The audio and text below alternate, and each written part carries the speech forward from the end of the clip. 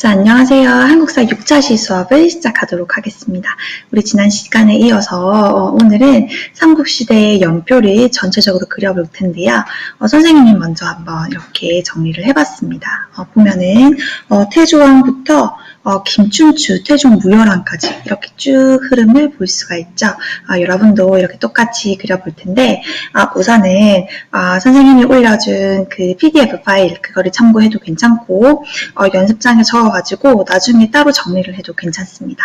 어쨌든 이 삼국시대는 세계별로 이제 나라들이 동시다발적으로 역사가 이제 전개되기 때문에 서로에 대한 교류 또는 이제 어떻게 대항하고 어떻게 발전해 나가는지가 옛날보다는 더 중요해졌어요. 그러니까 예를 들어서 이런 거예요.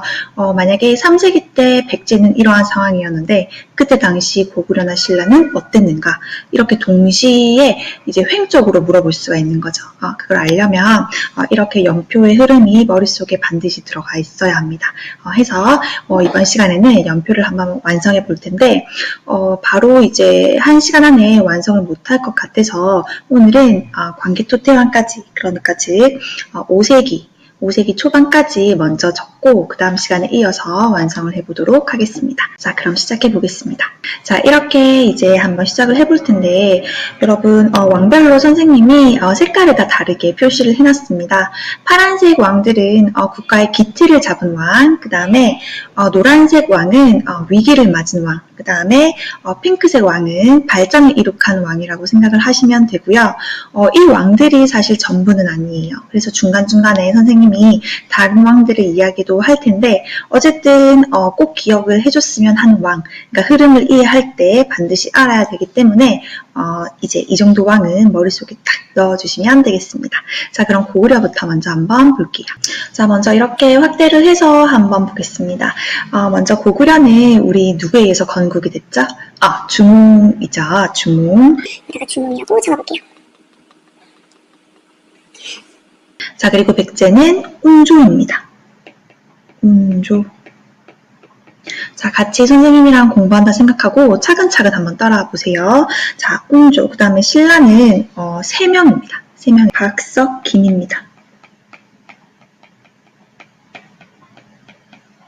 이 박씨, 석씨, 김씨, 신하가 다 있어요. 박씨는 박혁거세, 석씨는 석탈해, 그 다음에 김씨는 김알지입니다.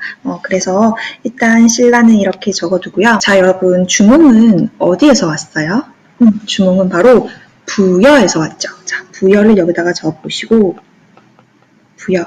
부여 오랜만에 듣는 국가 이름입니다. 자, 이렇게. 그럼 온조는 어디에서 왔어요? 온조는 고구려에서 왔죠. 이렇게 화살표를 그어줍니다. 그러면 여러분 뭔가 연결관계가 보이지 않나요? 부여와 고구려, 백제, 뭔가 지배층이 이어져 있는 느낌. 그러면 여러분 당시의 무덤 양식은 지배층이 같은 민족일수록 비슷하겠죠, 당연히. 그러면 고구려, 백제, 그리고 부여의 무덤 양식은 서로 어떨까요? 비슷하겠죠. 해서 이렇게 같은 무덤 양식을 공유하고 있는 걸 보면은 이들은 부여의 뿌리를 둔 어떻게 보면 같은 민족이다라는 거를 알 수 있어요. 자, 그거를 우리가 뭐라고 하냐면 부여 계승의식이라고 합니다. 적어볼게요. 부여 계승의식. 자, 이 부여 계승의식을 알 수 있는 게 나중에 백제의 성왕이 되면은 이 성왕이 나라 이름을 백제가 아니고 뭘로 바꾸냐면 남부여로 바꿉니다. 자, 이렇게 EX하고 성왕 때 남부여. 자, 남부여로 변경된다라는 거는 어쨌든 부여 계승의식을 서로 공유하고 있었다라는 점을 볼 수 있겠습니다. 자, 그럼 태조왕부터 한번 보겠습니다. 태조왕은 1세기인데요. 선생님이 일단 편의상 2세기에 넣어놨습니다. 자, 태조왕은 정복 활동으로 나라를 굉장히 발전시켜요. 고구려한테 공물을 바치던 국가가 어디 있었죠? 옥저와 동해. 그 중에서 이 태조왕이 옥저를 복속합니다. 옥저 복속. 자, 옥저를 복속하고 당시에 여러분 고조선이 멸망하고 나서 한 무제가 우리 한반도에 뭐를 설치했죠? 한사군이라는 식민도시를 만들었어요.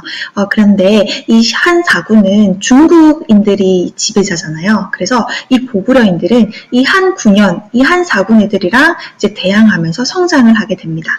자, 여기다가 한군현 나오죠. 한군현을 공격하며 성장.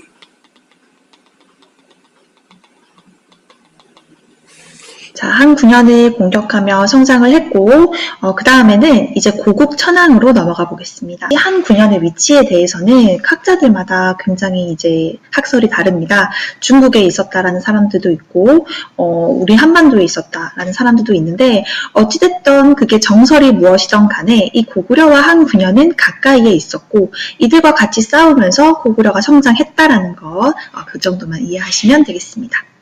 자, 고국 천황은 태조왕이 정복 활동으로 막 이제 열심히 했다라고 치면은, 고국 천황은 이제 내부적으로 딱 기틀을 잡은 왕인데요. 특히 가장 중요한 표현이 나옵니다. 자, 고구려는 몇 부? 5부. 근데 이 5부가 군장들의 힘이 굉장히 세잖아요. 즉 다른 말로 얘기하면 부족적인 성격이 굉장히 세다라는 거예요. 그런데 이 5부를 왕의 영향력 안에 놓으려면 부족적인 성격이 아니고 그냥 행정적인 성격, 이 행정적인 업무만 담당하게 만들어야 되잖아요. 그죠? 그래서 이 고국 천황이 머리를 씁니다. 자, 이 부속적 오부를 단지 행정적인 오부로 개편을 하는 거예요. 행정적 오부. 자, 여러분. 이렇게 되면은 왕권은 어떻게 될까요? 강해지고 군장의 힘은 약해지겠죠. 머리를 굉장히 잘 썼죠. 그리고 또 하나 더. 이제 백성들을 자신의 편으로 만듭니다. 자, 여러분 백성들이 농사를 지을 때 가장 힘든 계절이 언제일까요? 봄이에요. 그래서 이 백성들한테 봄에 곡식을 빌려주고 가을에 추수를 할 때 이제 갚게 하는 이걸 네 글자로 춘대추납이라고 합니다. 이거를 이제 건의했던 사람이 적어볼게요. 당시 재상. 여러분 재상은 신하들 중에서도 이제 굉장히 높은 사람을 이야기하는데 당시 재상이었던 을파소. 이 을파소가 건의를 합니다.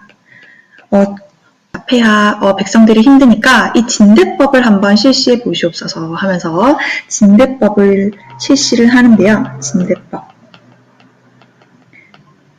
여러분 이 진대법이 아까 얘기했던 춘대추납이에요. 춘대추납. 그럼 여러분 백성들은 왕이 이렇게 자기들한테 도움을 주니까 누구를 칭송하겠어요? 당연히 왕을 칭송하겠죠. 우리 폐하 진짜 짱이다 이러면서. 그러면 대외적으로 민심이 왕을 중심으로 돌아가게 되니까 왕권은 어떻다? 높아진다. 그럼 결국 이 고국 천황의 모든 정치적 행보는 뭐를 강화하기 위해서? 왕권을 강화하기 위해서. 그죠? 여기다가 화살표를 해서 왕권 강화. 자, 이렇게 고구려가 조금 이제 기틀을 잡아가는 가운데 미천왕이 이제 나옵니다. 이 미천왕도 한 군현 중에서 여러분 낙랑군이라는 나라가 있었어요. 이 낙랑군이 어떻게 보면은 한 군현 중에서 제일 발전했고 문화적인 영향력이 굉장히 컸었는데 이 낙랑군을 이제 한반도에서 몰아낸 왕이 바로 미천왕입니다. 정확하게 313년 낙랑군 축출. 그럼 여러분, 우리 왕이 다른 이제 중국인들을 다 몰아냈어. 이렇게 생각을 하게 되면 왕권이 어떻게 되겠어요? 굉장히 강해지겠죠. 역시 고구려가 짱이야. 이렇게 되면서. 그죠? 자, 그 다음에 이렇게 낙랑군을 축출하고 난 다음에 이제 고구려의 세력이 무슨 강까지 내려가냐면 대동강 유역까지 확장되게 됩니다. 자, 여기다가 대동강 유역까지 진출. 확보라고 적을게요. 자, 그럼 옆에다가 지도를 잠깐 그려보겠습니다. 이 3세기 때 고구려의 상황을 한번 볼게요.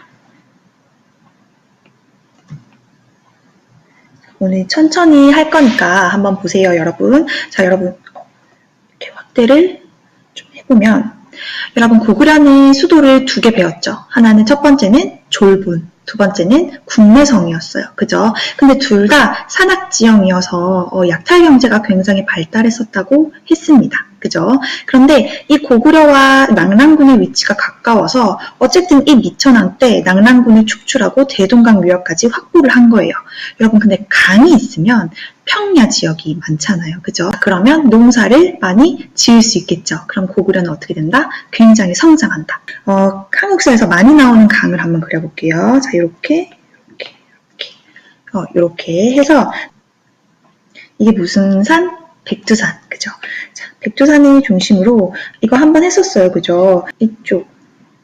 이쪽이랑 이쪽에 흐르는 강이 달랐습니다. 이쪽이 무슨 강? 압록강.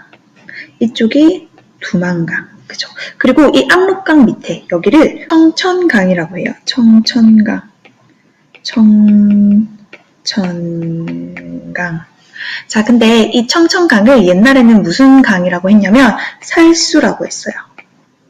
눈치 빠른 친구들은 살수대첩 생각을 할 거예요. 그죠? 자, 그 다음에 이 청천강 밑에 여기가 바로 대동강입니다. 대동강. 그 다음 밑에가 한강이겠죠. 자, 그러면 이때 당시 고구려의 세력이 어느 정도 됐다고? 이 대동강 위역까지. 그러면 이 정도까지는 고구려가 많이 내려왔다라는 것을 알 수 있습니다. 나중에 이제 배울 고구려의 세 번째 수도 평양은 이 대동강 바로 밑에 있어요. 자, 이렇게 미천왕의 발전이 있었고 그 다음에는 이제 고구려의 위기가 옵니다. 그 왕이 바로 고국원왕이에요. 이 고국원왕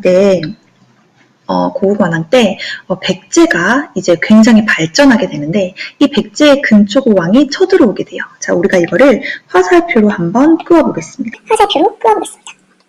이렇게. 자, 화살표를 긋고 이 근초고 왕이 고국 원왕을 죽인 그 전투가 일단은 평양성 전투입니다. 평양성 전투.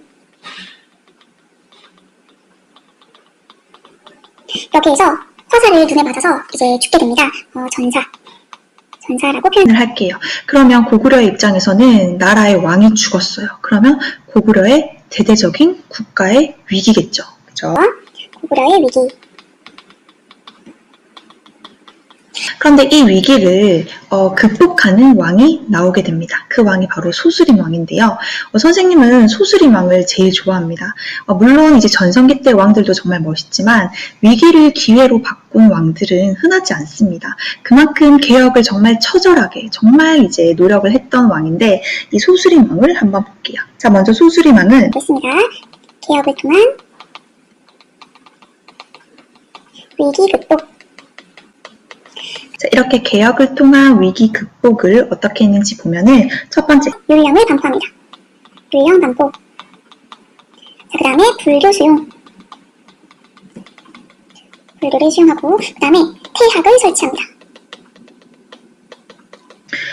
여러분 중요한 게 나옵니다. 자, 율령, 불교, 태학. 이 태학에서는 유교를 가르칩니다. 학교예요, 여러분. 근데 유교에서 가장 중요한 게 뭐죠? 충과 효예요. 그럼 여기에서 주목한 게 바로 이 충이겠죠. 누구한테 충성을 다해야 한다? 왕한테 충성을 다해야 한다. 이거를 학교에서 교육으로 계속 배운 거예요. 자, 그러면은 왕권은 어떻게 될까요? 굉장히 강화되겠죠. 자, 이렇게 일련의 개혁들을 통해서 소수림 왕이 고구려를 위기에서 다시 재건을 하기 시작합니다. 자, 이 소수림 왕 개혁의 효과로 왕권은 어떻게 될까요? 당연히 강해지겠죠. 왕권 강화. 중앙 집권 국가의 체제가 굉장히 정비가 되겠습니다. 중앙 집권 국가, 통치 체제 정비. 이렇게 적을게요.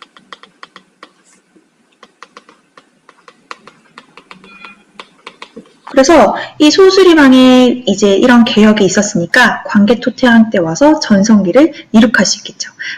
이 광개토태왕은 나이가 굉장히 어렸습니다. 여러분들과 동갑이에요. 17살에 이제 만주와 굉장히 광활한 이제 영토를 차지하게 되는데 일단 이 광개토태왕의 이름은 담덕이었어요.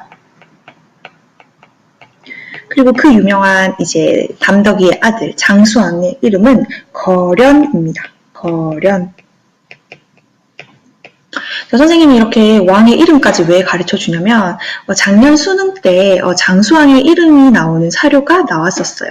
이거를 알고 있는 친구들은 그 사료를 보고 장수왕이 없어도 당연히 장수왕인 걸 알 수 있겠죠. 백제로 넘어가서 백제의 상황이 어떤지 한번 보겠습니다. 자, 백제는 3세기 때쯤 돼서 고위왕이 백제의 기틀을 굉장히 빨리 잡습니다. 자, 고위왕은 관등제를 정비했다라고 나와 있어요. 조금 확대를 해서 관등제 정비. 자, 그 다음에 관등제뿐만 아니라 관리들의 입는 옷 색깔까지 규정을 해요. 그게 뭐냐면 공복제도입니다. 공복제도. 자, 그러니까 이 관리들의 옷 색깔을 좀 높은 애들은 이런 색, 조금 더 낮은 애들은 이런 색, 그 다음에 더 낮은 애들은 이런 색, 그리고 더 낮은 애들은 이런 색으로 여러분 위계 질서를 딱 잡는 거예요. 누구를 중심으로? 왕을 중심으로. 그러면 이렇게 옛날에는 이 관등제에 편입된 사람들이 부족장들이라고 했었잖아요. 지방의 세력들. 근데 이 세력들을 관등제로 편입하면서 이들한테 귀족을 시켜주는 거예요. 근데 귀족을 시켜주는데 이렇게 서열을 매겨요. 그럼 결과적으로는 왕권이 어떻게 돼요? 강해지게 되죠. 자, 그리고 고위왕은 목지국을 병합하게 됩니다. 자, 여러분, 목지국이라는 나라는 마한의 한 국가였어요. 자, 여기 위에다가 한번 이제 백제는 지도를 그려보겠습니다. 이렇게. 자, 이렇게 되었을 때, 자, 확대를 한번 해볼게요. 옛날에 마한 지역이 어디였죠, 여러분? 마한 지역이 여기였어요. 자, 근데 여기에 강이 무슨 강? 당연히 한강이겠죠. 한강인데요. 이쪽에 원래 백제국이 여기 있었어요. 백제국. 근데 이 백제국 바로 밑에 목지국이라는 나라도 있었어요. 목지국. 근데 이 고위왕이 어떻게 했다? 목지국을 병합하고 한강유역을 차지한 거예요. 그럼 이 목지국은 백제국이 이렇게 성장하니까 쭉 내려가겠죠. 자, 이 목지국이 이제 전라도까지 내려왔다라는 게 지금의 정설인데 어쨌든 이 백제가 무슨 유역을 차지했다? 바로 한강유역을 차지했다라는 겁니다. 자, 여기다가 한번 적어볼게요. 병합하고 한강유역을 차지했다.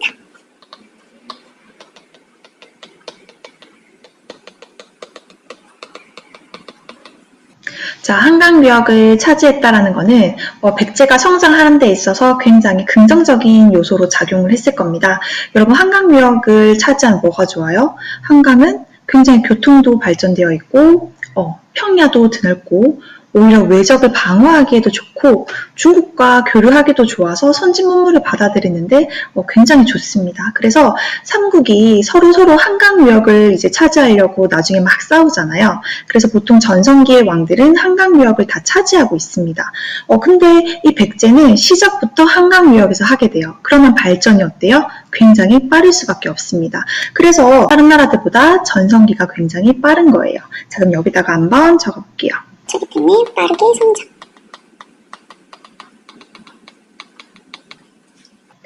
해서 바로 이 근초고왕의 전성기가 열리게 됩니다. 이때가 4세기예요. 4세기인데 일단 근초고왕은 여러분 정복군주입니다. 선생님이 옛날에 광개토대왕이랑 근초고왕이랑 싸우면 누가 이길까 이러면서 막 상상을 해보곤 했는데요. 여러분 누가 이길 것 같아요? 둘이 굉장히 비슷합니다. 영토 확장에는 일가견이 있어요. 자, 일단 근초고왕은 위쪽으로 올라갑니다. 자, 위쪽에는 어느 나라가 있죠? 고구려. 아까 방금 봤던 무슨 왕? 고국원왕을 이제 죽이게 되죠. 평양성 전투. 평양성 전투에서 승리. 아까 여러분 고위왕이 목지국을 병합했다고 했잖아요. 근데 마한 안에는 백제국, 목지국뿐만 아니라 다양한 국가들이 있었어요. 군사 국가들이. 그래서 이 다른 국가들을 거의 다 이제 제압을 해서 마한의 세력을 모두 통합을 해버립니다. 이때 당시에 남해안까지 마한 세력을 통합했기 때문에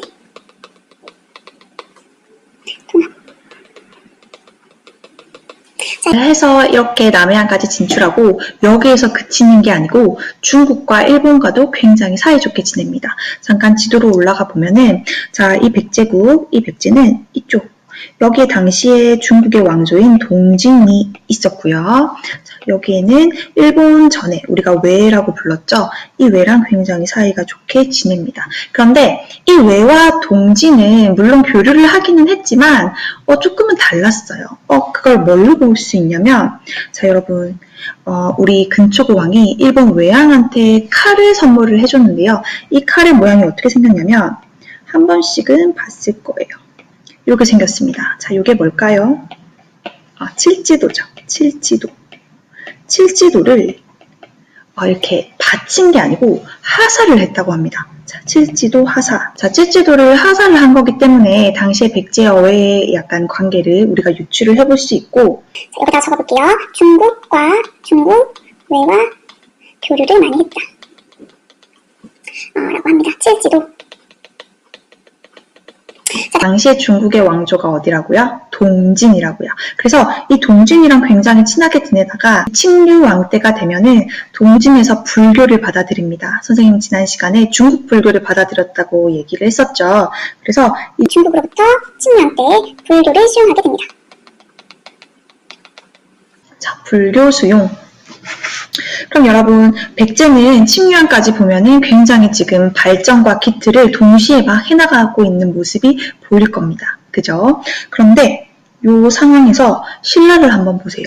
선생님이 아무것도 안 적어놨죠. 그 이유가 뭘까요? 신라는 발전이 어떻다? 굉장히 느렸다. 자, 이쪽으로 한번 보시면 일단 선생님이 박혁거세 신라는 전통이 굉장히 대신 높아요. 왜냐하면 고구려 백제 신라 중에서 가장 먼저 건국이 됐거든요. 자, 박혁거세와 석탈해,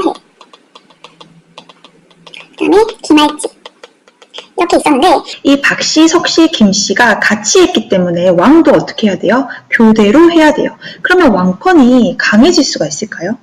강해질 수가 없겠죠. 그래서 일단은 박석김 김씨가 교대로 즉위를 하면서 이렇게 하고 있었고, 이제 처음부터 신라의 왕을 우리가 왕이라고 부르지 못했습니다. 어떻게 불렀냐면 처음에는 거서관이라고 불렀고 그 다음에는 차차옹, 그 다음에 이사금 이라고 부르다가 뇌물마립간, 이 뇌물마립간 때가 오면은 뭐라고 부른다? 마립간이라고 부르는 거예요. 이 마립간의 뜻은 대군장이라는 뜻인데요. 자, 마립간. 대군장. 그러면 이제 마립간 정도가 돼서야 약간 왕권이 어떻게 된다? 조금 높아졌다라고 볼 수 있는 거예요. 이사금은 이제 이빨이 많은 사람들을 뜻하는데, 이빨이 많다라는 거는 연장자라는 뜻이겠죠. 자, 이러한 상황에서 이제 다시 고구려로 돌아갑니다. 이 광개토 태양은 그 전에 백제가 이제 고구려를 공격해서 고궁어당이 돌아가셨잖아요. 그거에 대한 복수를 하기 위해서 백제로 쳐들어갑니다. 자, 화살표를 한번 그려볼게요. 자, 아신앙을 공격을 하는데 이 아신앙이 바로 무릎을 꿇습니다. 그런데 일단은 일단은 광개토태양은 백제 모두를 멸망시키지는 않고요. 백제가 있는 한강 이북 지역까지만 진출하게 됩니다. 한강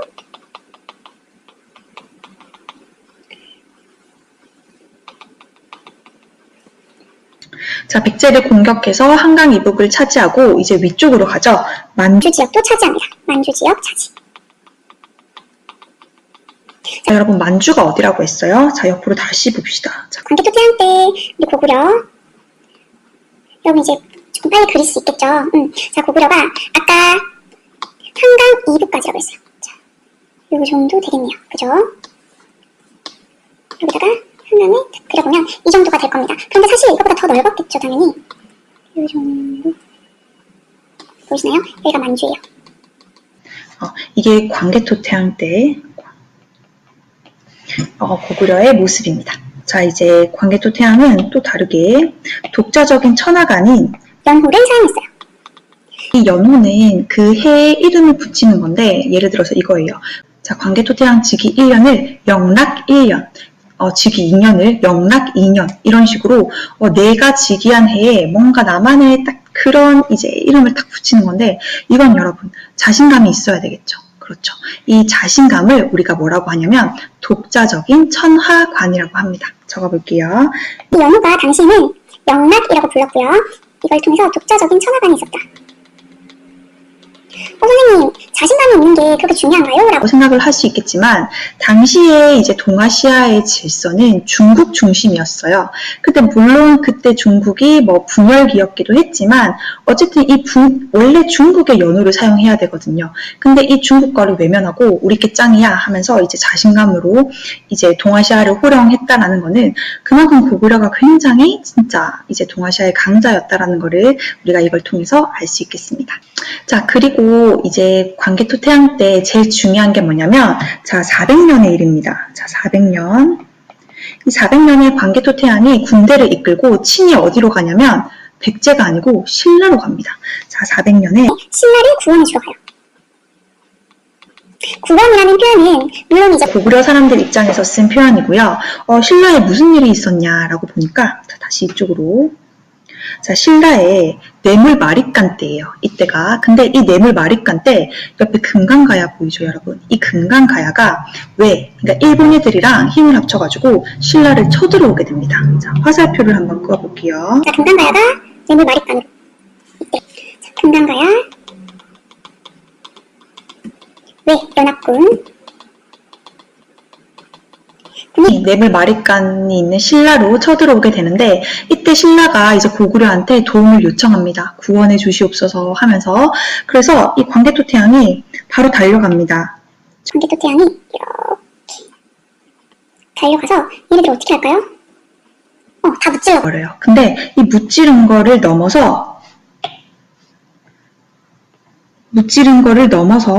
자, 금강가야 지역까지 밀고 들어갑니다. 그러면 이 금강가야가 어떻게 될까요? 완전 쑥대밭이 돼버리겠죠. 그래서 이 400년의 일 때문에 이 금강가야가 쇠퇴를 하게 돼요. 자, 다시 정리를 해보면 자, 이때가 400년의 일입니다. 400년의 일이고 이 금강가야에 왜 연합군이 신라를 쳐들어왔을 때 광개토태양이 도움으로 신라가 물리치게 됩니다. 그럼 이제 신라는 누구 말을 굉장히 잘 들어야 될까요? 고구려의 말을 정말 잘 들어야 되겠죠. 그래서 이때부터 신라는 고구려의 도움을 받아서 서서히 성장하게 됩니다. 그리고 일단은 마립간이라는 표현을 썼잖아요. 그죠? 그전에는 뭐 이사금, 차차옹 뭐 이런 거였는데 어쨌든 그래서 뇌물 마립간 때부터 신라가 기틀이 잡아졌다라고 보는데 그 이유가 뭐냐면 이제 박석, 김중에서 김씨의 세습이 이후에 시작이 됩니다. 김씨의 세습이 시작되고 고구려의 영향력이 강해져요. 이 고구려와 신라의 관계를 보여주는 유물이 하나 있는데요. 그게 바로 호우명 그릇입니다. 자, 호우명 그릇. 자, 이 호우명 그릇이 어떻게 생겼냐 하면요. 한 번씩은 다 봤던 거죠. 근데 여기에 글자가 있는데요. 이 글자 중에서 가장 중요한 글자만 옆에다가 적어보겠습니다. 자, 광개토지.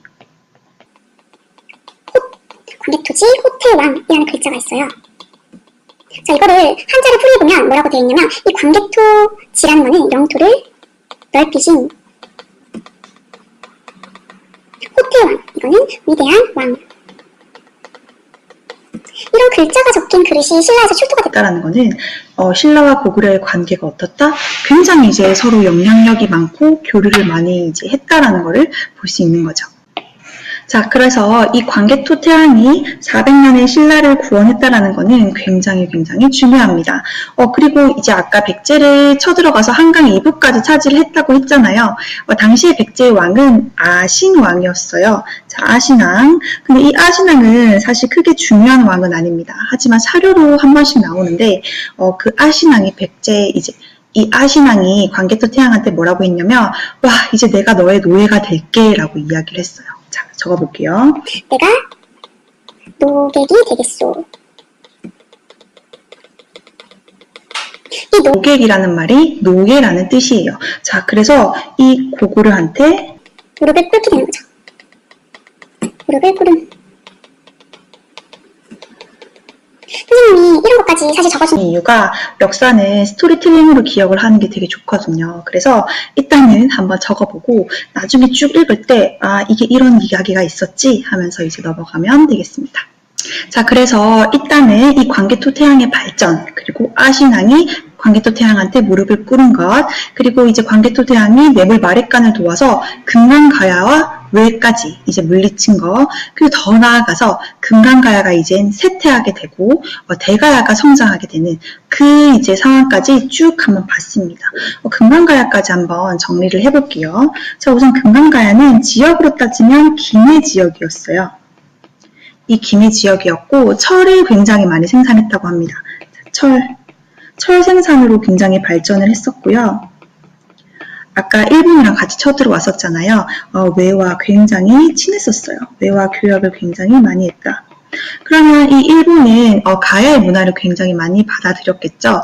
가야의 토기와 굉장히 비슷한 토기가 일본에서 나옵니다. 그 토기가 뭐냐면 스에키 토기라는 건데요. 스에키 토기. 이걸 봤을 때 가야와 외가 굉장히 긴밀한 관계였구나 라는 것을 알 수 있습니다. 자, 그런데 이 금강가야가 일본과 같이 이제 400년에 신라를 쳐들어오게 되면서 이 쇠퇴를 하게 돼요. 근데 반면에 대가야는 바로 옆에 있었던 대가야는 피해를 입지 않았기 때문에 대가야가 반면에 성장을 하게 됩니다. 나중에 금강가야는 이렇게 쇠퇴하다가 신라의 법흥왕에게 이제 멸망을 하게 됩니다. 자, 일단은 연표 1차 시는 여기까지 하고요. 다음 시간에 이어서 2차 시까지 해서 완성을 해보도록 하겠습니다. 선생님이 미리 이렇게 완성본을 한번 올려줄게요. 그래서 한번 이제 시간이 되는 친구들이 읽어보고 직접 근데 해봐야 돼요. 이거를 자기가 직접 해보지 않으면 의미가 없기 때문에 일단은 한번 같이 완성을 해보고 나중에 쭉 스토리텔링으로 이어서 복습을 해보도록 하겠습니다. 자, 우리 오늘도 고생 많았습니다.